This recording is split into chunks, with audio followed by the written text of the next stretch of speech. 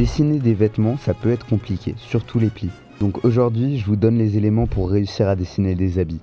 Avec en bonus, mes astuces perso en fin de vidéo. Comme d'hab, j'ai pas la science infuse. Et si vous avez des conseils à me donner ou des spécifications à faire sur ce que je dis, n'hésitez pas à les faire en commentaire. Étape 1, la shape. Une erreur plutôt fréquente quand les gens essayent de dessiner des habits, c'est qu'on commence sans réellement réfléchir à ce qu'on va faire. On a tendance à faire des formes qui entourent le personnage qui est dessiné, sans que ces formes soient réellement des habits. Ça rend donc forcément pas bien. Ça vient en grande partie du fait que dans cette situation-là, vous ne savez pas ce que vous voulez dessiner.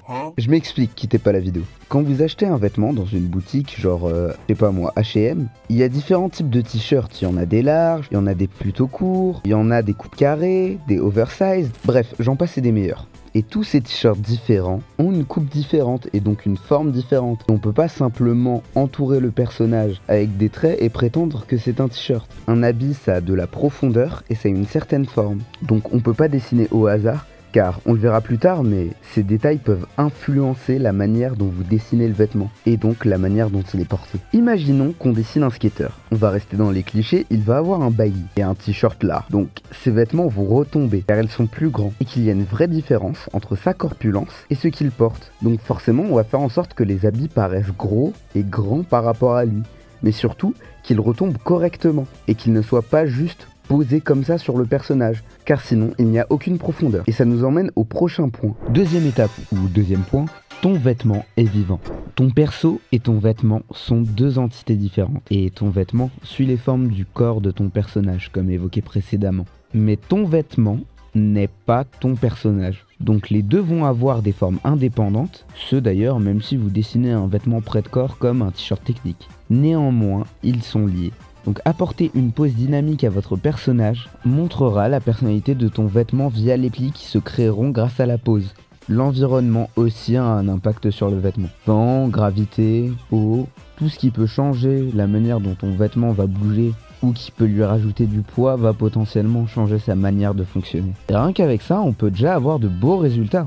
Donc utilisez ce genre de connaissances quand vous dessinez vos vêtements. Si on reprend l'exemple de notre petit skater, maintenant on sait que vu que son vêtement est ample, il a beaucoup de poids par rapport à ce qu'il est. Donc son t-shirt va retomber, son pantalon aussi, mais pas qu'un peu. Et si on lui apporte une pose dynamique, il faut faire suivre la gravité. Et si on voit qu'il y a du vent, il va falloir faire suivre le t-shirt, ainsi que le pantalon. Et bon, rien qu'avec ça, on peut déjà avoir de très beaux résultats. Mais je pense qu'il y a un élément que chaque artiste veut maîtriser quand il s'agit de dessiner du vêtement. Troisième étape ou troisième point, les plis. C'est le point qui est relayé sur toutes les vidéos sur comment faire du vêtement. Tout le monde veut le maîtriser, même si à mon sens c'est quelque chose qu'on doit voir après les éléments qui ont été présentés précédemment, car sans eux les plis n'ont pas le même impact. Mais bref, je pense que vous êtes tous sur cette vidéo pour savoir comment faire des plis, donc je vais tout vous expliquer. Pour la faire courte, quand on dessine un pli, il va y avoir deux paramètres extrêmement importants à prendre en compte. C'est-à-dire qu'il va falloir savoir comment le vêtement est posé et où sont les points de tension. Et c'est là que vous allez me demander qu'est-ce qu'un point de tension. Et c'est là que je vous réponds qu'en gros, quand un textile est plié, tissu, vêtements, etc.,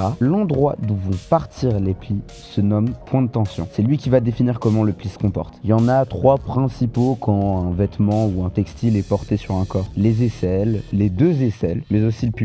En général, il y en a quand même plus. Par exemple, si votre personnage porte un manche longue, vous allez voir que les coudes aussi vont pouvoir servir de point de tension en fonction des positions. Et puis il y a des endroits qui peuvent le devenir, comme la poitrine ou les pectoraux, quand il y a du volume à ces endroits-là. Dit comme ça peut paraître compliqué, mais vous allez voir, c'est simple. En gros, la pose du vêtement, grosso modo, ça va être la gravité, la forme du corps, mais aussi le vent. Donc s'il y a un peu de vent, ça va partir en arrière. En fonction de si votre personnage flotte, s'il se retrouve sur une gravité terrestre, le vêtement va pas retomber pareil. Et si votre vêtement est sur un corps, il doit suivre ce corps en fonction de la gravité. Une fois qu'on sait ces paramètres, on peut placer les endroits qu'on connaît comme étant les endroits où le vêtement est posé. C'est des endroits qui, quoi qu'il arrive, en fait, ne vont pas bouger, quel que soit le pli. Le reste, par contre, va falloir l'adapter au pli et du coup au point de tension. Donc une fois que c'est fait, on cherche les points de tension, puis on dessine une courbe qui part du point de tension vers là où la tension du textile va s'arrêter. On essaye de faire ça en un seul trait ou courbe, et si on le fait en un trait, le mieux mieux c'est de segmenter le trait en 2 ou 3 fois pour donner un petit peu plus de vie et de dynamique aux plis et aux vêtements. Et une fois qu'on a fait un trait principal qui va nous servir de pli principal, on peut dessiner des micro-plis. Pas trop de plis et surtout faut qu'ils soient légèrement visibles pour pas qu'ils viennent prendre le dessus sur le grand, car c'est le grand pli qui les crée et pas l'inverse. Et une fois que c'est fait, il y a juste à réitérer pour chacun des points de tension et pour tous les endroits. Et avec ça, on peut savoir comment le vêtement va se courber en fonction des différents plis / points de tension. Attention, car il faut néanmoins différencier les plis, car les plis n'ont pas tous la même forme. La taille et la forme d'un point de tension va influer sur la forme du pli et de son rendu. Un point de tension angulaire plutôt pointu ou qui dépend d'un pli, par pli je veux dire les plis qu'il y a sur votre corps, donc au niveau d'en dessous des épaules, un genou plié, un coude plié, etc.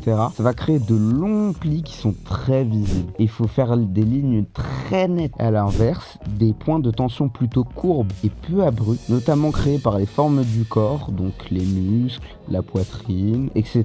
Les plis vont être plus discrets et peut-être juste créer seulement une ombre et faire des jeux de lumière. On va pas les voir très présents sur le line art par exemple. Après ça dépend grossièrement de votre style et vous pouvez très bien faire en sorte de rendre les ombres visibles sur le line art en faisant des traits fins pour qu'ils ne prennent pas le dessus sur tout le reste. Et à partir de là, on peut passer à la quatrième étape. Quatrième étape, la réalisation. Normalement, avec ça, vous êtes bien parti pour faire de bons vêtements. Donc maintenant, on peut mettre en place tout ce qu'on a énoncé précédemment. Et pour cela, je vous propose de prendre une feuille ou d'ouvrir un nouveau document et de mettre en place en même temps que moi les différentes étapes. Donc je commence par dessiner mon perso. Pas besoin d'une anatomie détaillée, il faut juste qu'il y ait quelque chose de représentatif. Donc là, on ne voit pas le corps, on peut faire de simples formes juste pour pouvoir poser les vêtements. Une fois fait, je vous conseille de prendre une ref sur Pinterest ou n'importe quoi avec des vêtements similaires à ceux que vous voulez faire ou que vous imaginez. Une fois que c'est fait, soit vous vous entraînez un petit peu avant à vide avec une forme similaire à celle du torse de votre personnage ou les jambes ou que sais-je. Ensuite, on peut passer à la pose du vêtement. Donc vous redessinez le vêtement par-dessus en prenant en compte la gravité et tout le reste. Une fois que c'est sur le personnage, il reste plus qu'à ajouter les plis en fonction des points de tension. Et au moment de dessiner les plis, je fais un truc que j'appelle le freestyle. En gros, sur le croquis, je fais des traits rapides en laissant le mouvement parler sans vraiment réfléchir. Et je garde les meilleurs traits. Je le fais un peu instinctivement et sans vraiment réfléchir. Ça permet d'avoir des plis beaucoup plus dynamiques et vivants que simplement faire des plis à l'arrache. Maintenant, reste plus qu'à retranscrire le dynamisme du croquis, quitte à directement faire le freestyle sur le line art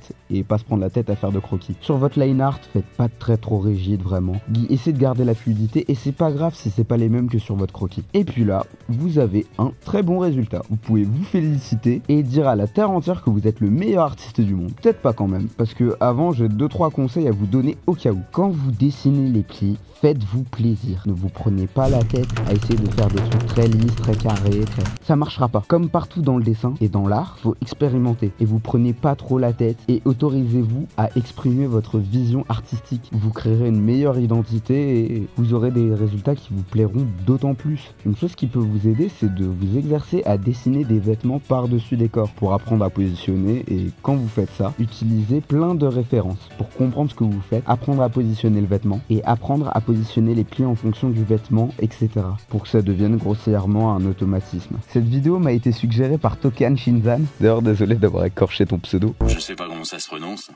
Donc si vous aussi vous voulez une vidéo théorique / tuto, n'hésitez pas à demander en commentaire, je vous lis vraiment tous. Et je réponds à tout le monde. Et au passage, si vous voulez me soutenir, n'hésitez pas à venir donner de la force sur Insta. Ou si vous avez besoin d'une illustration pro parce que vous aimez bien mon style, n'hésitez pas à aller me DM du coup sur ce même Insta pour qu'on puisse discuter du tarif. Ou même si vous avez besoin de conseils directement, n'hésitez pas à me DM.